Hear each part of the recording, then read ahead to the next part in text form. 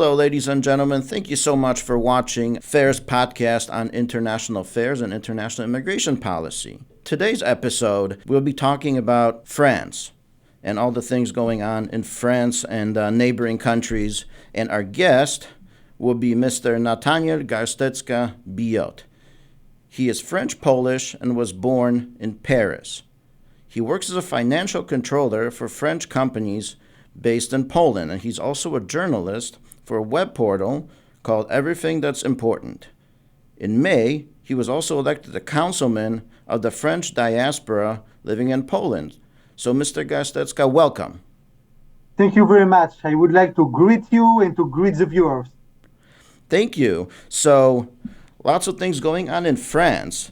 You know, France was once called the most loyal daughter of the church. And to many, it really represented what European culture and European heritage was all about.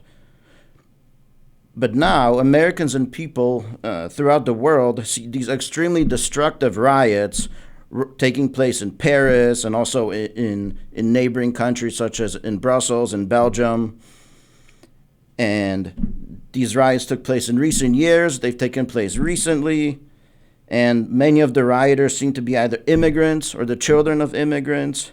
So why does France seem to be so helpless? And why has it allowed such huge numbers of immigrants, often from cultures that are very, very different from or even hostile to that of France? The images of terror attacks, riots, and destruction we can see now in France and other Western Europe countries are the result of decades of disastrous immigration policies. I have American friends. They live in the United States. When they came to Paris to meet me, they were completely stunned by what they saw in my city, in Paris, capital of France. Beyond the city's beauty and its historical heritage, there is the filth, the insecurity, and in a way, the cultural shock everyone can feel, and this is what you are speaking about. My friends asked me how it was possible that European people who once dominated the world could allow this to happen on their own land. This situation does indeed seem unbelievable to Americans. Let me give you some figures to illustrate this. Every year, between 300,000 and 400,000 legal immigrants enter France. To this, you must add the illegal immigrants, who number around 900,000 now in the country. France has 65 million of people. So it's really important figures. Crime rates among immigrant communities are significantly higher than those of the native populations. They can be 3, 4, 5, even 8 times higher for certain types of crimes. During the famous 2010-23 suburban riots 3 years ago, the damage rounded to 1 billion euros. Finally, during every major holiday, like Bastille Day on the 14th of July or New Year's Eve, hundreds of cars are burned. You see, during holidays, usually it's a time for celebration, commemoration, happiness. But no, in France, it's the time of burning cars, riots in the suburbs, and aggression on the streets. Each time, I don't know if you can grasp the scale of this phenomenon. Wow, that's definitely stunning and shocking. And Americans and Europeans were recently also shocked and angered by what happened in the UK, the brutal callous murder of Henry Novak, who was only 18, and then in Belfast, in Northern Ireland, you had a Sudanese migrant attempting to behead a local man in broad daylight. But as shocking as these events are, this seems to become almost a daily new normal in France and the rest of Europe, especially Western Europe. Is that a correct assessment? Yes, completely. It's an everyday matter in France, in the United Kingdom, in Spain, Italy, Germany, Belgium, Norway, Sweden, all the Western countries which open their gates to mass immigration half a century ago. Let me explain you in detail how did we came to this situation, because there are several main reasons. I will try to summarize it quickly.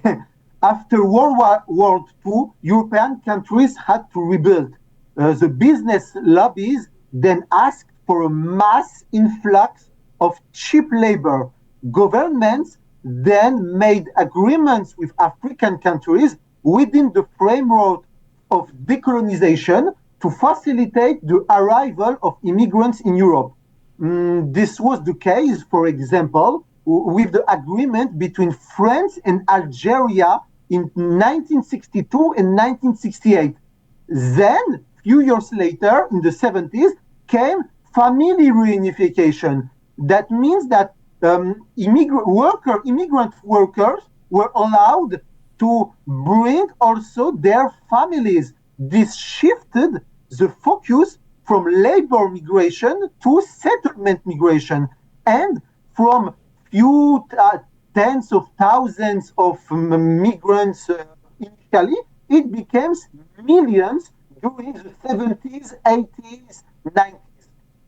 To this, you have to add the progressive ideology that gained traction among European elites after the war. The crimes of Nazism were blamed on right-wing parties, while the left and the communists presented themselves as the heroes who had defeated Hitler.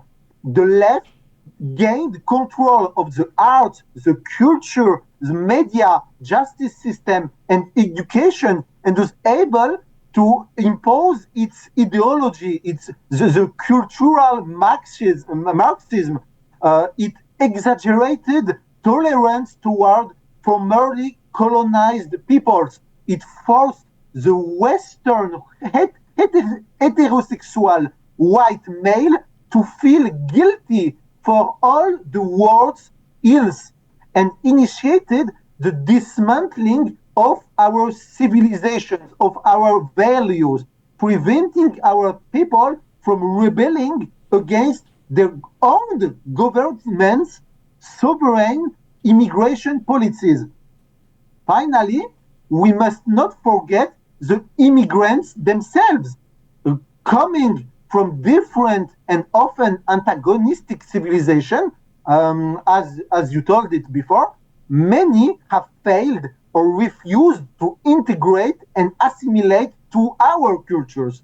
When entire neighborhoods are composed of inhabitants from other cultures, these people reproduce their customs and their traditions, even if this conflict with our own ones.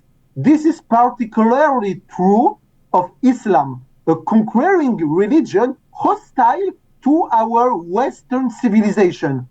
What we are observing, therefore, is the result of sovereign policies of Western European states coupled with progressive ideology and the massive influx of culturally hostile people. This puts the future of our nations at risk and raises the question of the survival of our Western civilization. So why are British, French, other European elites allowing this to continue when the problem is evident? Is it just a matter of inertia, or is there more to it? It's half a century, years of intense leftist propaganda, according to which the white Western male is guilty and has to be tolerant and accept all what is happening on its own land, even if it means accepting riots, cultural disorder, and destruction and dismantling our own culture and civilization. It's 50 years of intense efforts from the leftist communities side political parties, which succeed. We have to admit it. It succeed in our Western countries. So we face an intense and very important challenge for the conservative parties, the rightist parties, try to regain control on cultural spheres like media, justice, education. It's a really tough fight, and we are trying to do this. But we know it will take very long time, and we hope it's not already too late. But it seems like on mass migration, the current mood, the popular opinion, is changing towards more restrictive policies. Is that, do you see that on the ground in France? Yes, something started to move few years ago, because if each few years you have massive Islamistic terror attacks, killing tens, hundreds of people, like in 2015, 2016, 2017, here in France and in other countries. So, at certain moment, people start to react. During all these decades, the propaganda was that if you vote for rightist parties, so you're a fascist, a racist, a Hitlerian. But when people start to face reality in their everyday life, when they feel insecurity on the streets, when their wives or daughters are raped on the street, when their car is burned or something worse. So at certain moment, they start feeling that something is not right, that all this leftist propaganda is not right, and that maybe voting for rightist, conservative options is not so fascist and racist. There is another situation in Europe. We can really say that Europe is split in two. There is a Western Europe, which already has in plenty of places in these countries has been replaced ethnically and culturally. Is the suburbs of big cities, like the suburbs of Paris, of Brussels, and of London, and so on. And you have on the other side central and Eastern European countries like Poland, Czechia, Hungary, which did not experience this mass migrations in the 70s, 80s, 90s. It's another, for them, for these countries, it's a new topic, it's a fresh topic, but they are going to face the same challenges as their Western neighbors. Now, President Trump in the United States, President Trump has also, he inherited a big illegal immigration mess and a big border crisis, unprecedented one, in fact, when you look at the numbers. And he quickly turned around and is working on fixing that, securing the border, really ramping up immigration enforcement inside the United States, deporting people who are here illegally, especially criminals. How does the average Frenchman or French woman, how do they view President Trump's policies, and are they inspired by it? Do they want that in France as well, or do they have another opinion, or is the opinion split? In Western Europe, and especially in France, France is a very specific country on this topic. there is an intense anti-American and especially anti-Trumpist propaganda. Since the beginning, since 2016, the first election of Donald Trump, and even before, almost all the medias, even the rightist medias, really criticize Trump on almost everything. Even on the topics we should agree with Donald Trump, as on the immigration topics. Uh, People here, even rightist people in France, criticize the ICE policies and all these polemics. These polemics were so intense here in French medias against ICE, against Donald Trump. He was accused of discrimination, of abuse, of being a fascist, a racist. It was is anti-Trumpist propaganda is really intense here in France. And the ones who try to defend Donald Trump are accused of being imperialistic, of don't understanding anything, on being not sensitive on human on humanity. We feel everything is made to make people feel guilty of supporting Donald Trump and his immigration policies here in France. Well, but regardless of how Europeans see Donald Trump, the European Union's migration pact has just gone into effect, and its supporters claim that it represents a way to fix the Europe's mass migration problems, illegal migration. Do you agree with that assessment, or do you think it's going to be it's going to complicate the problem rather than fixing it? It's really difficult to find a clear path, a clear way for us.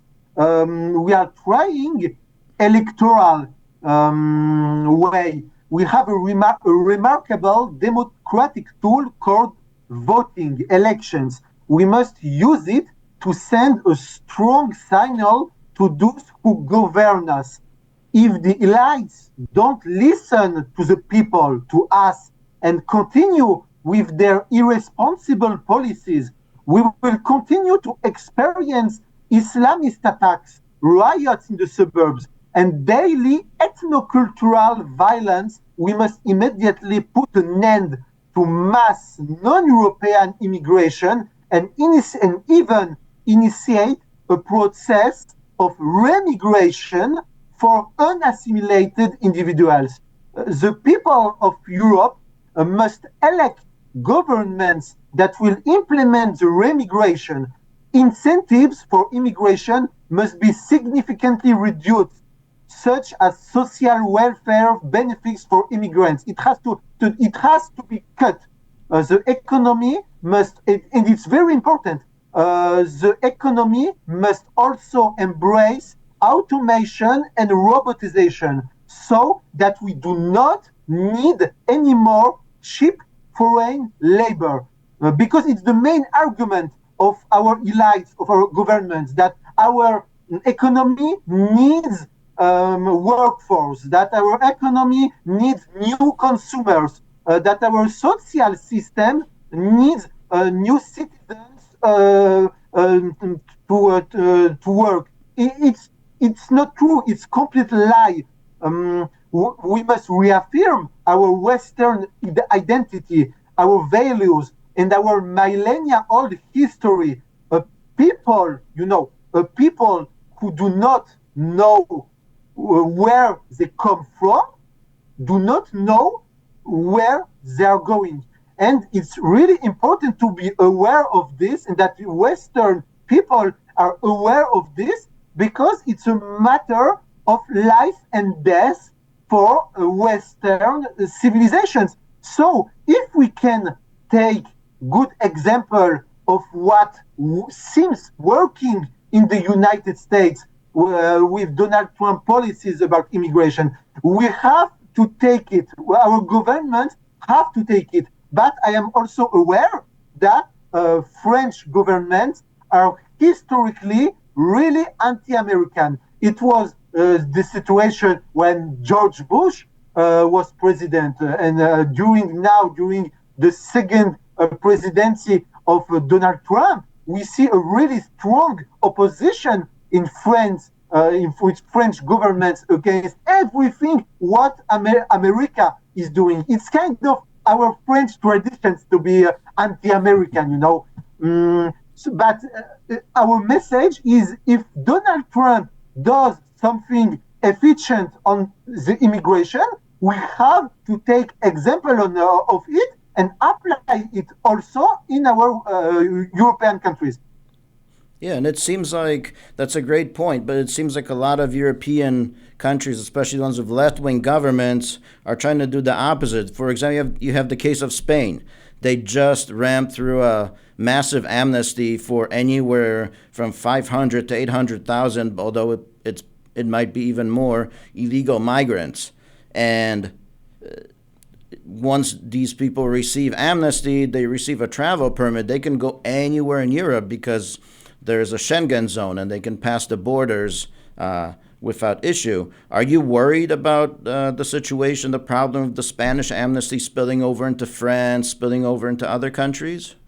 Yes, people who are aware of the risk of mass immigration to Europe are really worried about Spain's politic, Pedro Sánchez, socialist Pedro Sanchez. It's not the first time Spain does this kind of administrative process to legalize illegal immigrants. In each time, it provokes riots, it provokes new waves of crimes in Spain and in all Western European countries. What Pedro Sanchez is doing is a crime against European security, because it's his socialistic, leftist, cultural Marxist ideology. Spaniards have very important elections next year. They can change the government. They can put to power rightist parties. We really hope they will do this in order to stop the craziness of Pedro Sanchez politics. Now, many French people I know, they start to lose hope about the ability of Western countries to rebuild their cultural homogeneity. They start losing hope that France, United Kingdom, Belgium, Germany will save their own civilization, and they start moving to countries, to Central European countries like Poland, Hungary, Czechia, Slovakia. Faced with increasing insecurity and a growing sense of unease, more and more French people are leaving France and they are settling in countries like Poland. I believe it's a very important fact for us. I believe this is an agreement we must have with the people who welcome us, who welcome French people like us. The French bring their expertise and their talents to their new host country and bear witness to the negative direction France has taken over the last 50 years. Thanks to this, Polish people are aware of the situation and can avoid making the same mistakes as the French. They can still save Poles and Czechs and Hungarians. They can still save their own countries and thus perpetuate Franco-Polish historical friendships. As I have been elected a few weeks ago Chancellor of French living abroad in Poland, I am speaking on behalf of these patriotic French people who want Poland to remain Poland. If we are not able to make France remain France, at least we have to try. We must do it. We must try to make Poland remain Poland. For years, Poles believed this problem would never affect them, that it was exclusive to wealthy Western countries. However, Poland is now a wealthy country and one of the most important in the European Union. Migration issues have finally reached Poland as well, and now is the time to react decisively before it is too late also for Poland. There already been cultural tensions in some cities. In Lublin, there were ethnical aggressions in some cities like Lublin, but in also Warsaw. Polish people must react now and ask for a complete halt to non-European immigration as quickly as possible. They must not give in to those who ask for cheap labor immigrants or new consumers, because the price to pay will outweigh any potential benefits from immigration. So it's the most, according to me, it's the most important topic for Europe in the 21st century.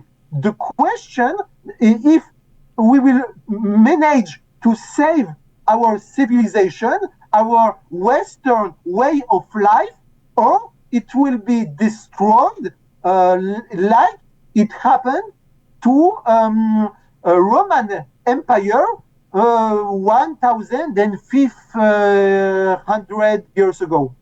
So I'm sure you've been living and working in France for quite a while, and I'm sure you feel overall you still feel a lot safer in Poland. But like you said, like you just mentioned, things are getting worse in Poland. Just recently, there was a migrant from Zimbabwe who attacked a local Polish man. He struck him with a beer glass in the back of the neck. He left a big bleeding gash in the back of the guy's neck. The gentleman needed major surgery. And you had, last year, there was a Venezuelan migrant who brutally raped and killed a woman.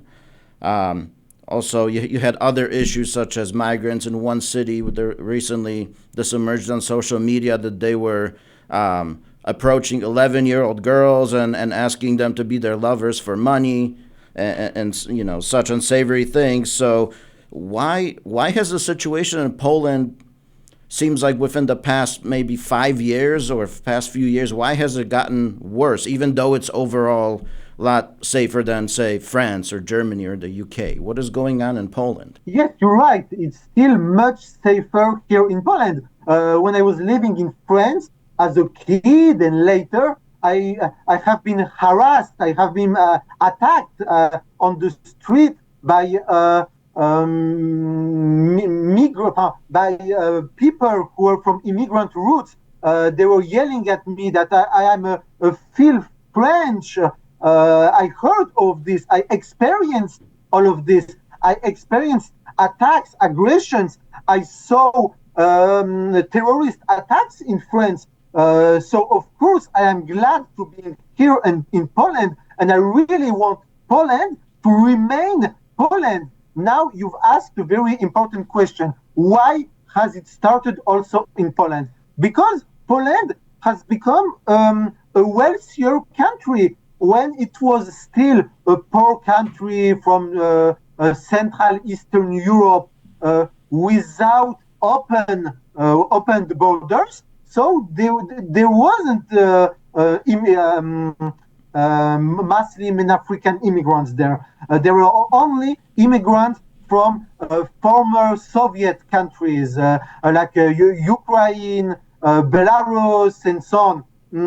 But since Poland is in the European Union, since it is in Schengen, since it has to comply to European regulations of opening border and giving visa.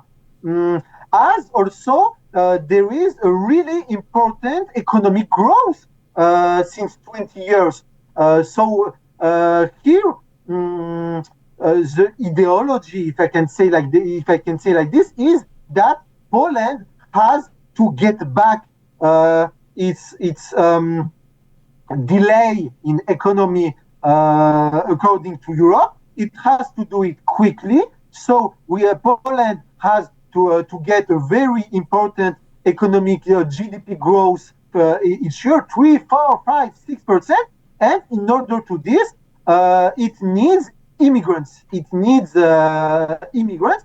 If it can't get immigrants from the same cultural area, so it has to import immigrants from other parts of the world, and there are important business lobbies who are asking for this cheap labor in order to maintain a high economic growth for Poland, and in order for Poland to keep the race, the track, to become an important country in European Union. So there is this idea here that in order to grow economically, we need migration, we need migrants, we need cheap labor migrants from Turkey, Azerbaijan, Venezuela, Colombia, African countries, and so on. People who ask this, they will not see the consequences of this situation because they live in safe neighborhoods, rich districts. They will not face the consequences of mass immigrations. But standard Polish people, they will face it, and then I hope Poles will. I hope they will be able to react. First of all, in the most important way, I hope they will be able to react politically by elections, by voting for parties which oppose to this immigration, and we hope they will not be need for something else. Yeah, so speaking of people who are sheltered from the effects of these policies, Poland has had a liberal prime minister since late 2023, Mr. Donald Tusk. It has a liberal left-wing coalition. It's been running the country since then. And why has this government been so relaxed and nonchalant about the growing problem of mass migration? Is it just that they want the cheaper labor, or is it just liberal weakness that they simply don't want to be strong and act and solve the problem? What is going on? Why is this government so relaxed about this? I would say that it's not only the matter of this government. All the previous government also initiated legal labor immigration, but they tried to do it on a kind of wealthy standards, allowing people to come for 2 or 3 years, and after this time, pushing them to go back to their own countries. But we know it's not working. We know with the French example that when you give visa for 2 or 3 years for an extra European immigrant, after these 2 years, he can bring his family, and when his family is here, you cannot expel it. It's finished. So we all know that labor immigration shifts towards settlement immigration, and previous government made, unfortunately, they made this mistake. It's this kind of liberal idea that we need labor, we need extra European labor in order to grow economically. But Polish people are aware of this, and in the polls we see in the voting electoral polls you can see anti-immigration party rise. You asked why Donald Tusk's government is so in favor of this immigration policy, because Donald Tusk's government is pro Brussels. It's a pro European government, and the European Union, the European Commission's ideology is an ideology in favor of extra-European, of Muslim and African mass immigration to Europe. If you can watch ads from European Commission, you can see girls with Islamic veil, which is an Islamistic way of showing that Islam is winning the cultural battle, and this is with the European Commission's money. It's the Muslim Brotherhood, this Islamistic organizations, also has already infiltrated the European institutions. And if the European institutions are already infiltrated by Islamists, so the center-left government of Donald Tusk, but also the center-left government of Emmanuel Macron in France, of Pedro Sanchez in Spain, and others, will be also in favor of mass immigration and giving rights and visibility to Islamistic organizations such Muslim Brotherhood. Muslim Brotherhood, which is forbidden in countries such as Jordania or Saudi Arabia. These people, Arabic countries in the Middle East, already they know, they are aware of the dangerosity of Muslim Brotherhood, and they banned this organization from their country. But in Europe, it is allowed. It is allowed to lobby in our local governments and in European institutions. It's completely crazy. But as for today, European people don't seem to be fully aware of the dangerosity of this situation. European people in most of countries, they are aware mass migration is a threat, but they don't put migration as their most important topics for most of European people. The most important topic is economy, is unemployment rate, and immigration is third or fourth in their worry list, unfortunately. Yeah, so in the United States, we often we constantly hear the argument, well, whatever you think about immigration, we need more workers. We need to import more workers. So, and that's even a problem on the more conservative side, which is pro-immigration enforcement, pro-secure the border. They're solid on all of those things. But when it comes to, say, legal guest worker programs like the H-1B visas, programs that basically steal American jobs or lower American wages, suddenly say, oh, no, we need to have these hundreds of thousands of legal guest workers come in because we need more workers. So we also have this problem in the United States. Yes, and there's also a split on this topic inside rightist parties in Europe. Even Viktor Orban in Hungary allowed for legal immigration in Hungary. Even Giorgia Meloni, conservative prime minister of Italy, allowed to legal labor immigration to Italy. Of course, they assure us that it's on clear, regular rules, 2 years and deportation. But we all know that is almost impossible to respect.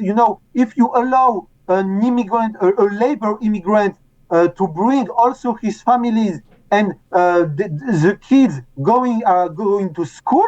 If the kid is going to school, you cannot expel the family, even if the working contract is over.